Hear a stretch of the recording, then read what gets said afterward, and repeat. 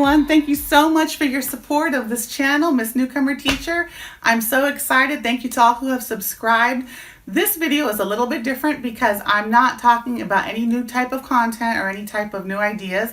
I'm letting you know what I feel is the best way to do day-to-day instruction with these lessons, okay? So for those of you who have seen other videos, you know that I'm constantly spiraling. There's always some type of letter, some type of number, some type of color, some type of shape, some type of high frequency word, some type of common noun, just so the kids could hear it and read it and write it over and over again. And if you've seen the lessons, you know that every single one of them has a reading, writing, speaking, and listening component. It's so important for you to model that speaking because the kids have to hear it.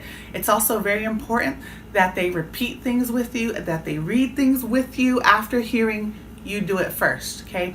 And of course, it's important that they read with you and write independently, even if it's just copying at the beginning, because we all have to start somewhere, okay? So I took one of the videos that I did.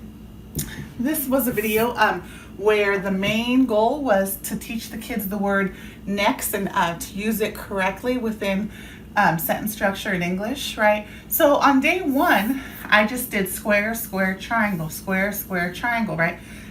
You would do this again the next day, but you would change some shapes. What stays the same? The sentences, right? So the kid can go ahead and fill in the blank with the new shapes. And remember, you could do this how you want. If you would like to expose the child to some grade level geometric shapes, that's fine. Angles, whatever it might be. Or you might want to keep it very basic and simple and just, maybe do circle or rectangle. That's fine as well.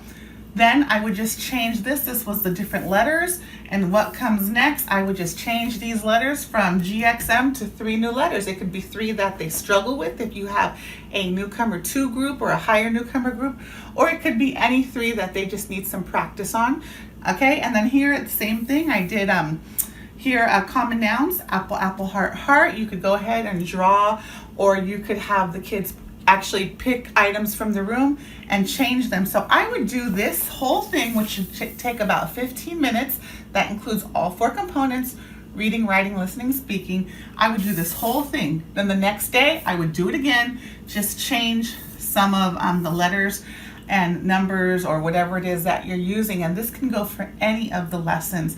I would do this for maybe 3 or 4 days, because after 3 or 4 days they're going to understand these sentences and they're going to be able to say them as experts, I think. So I just wanted to give a little break in the lessons and let you know how to best use these lessons with your kids. Thank you.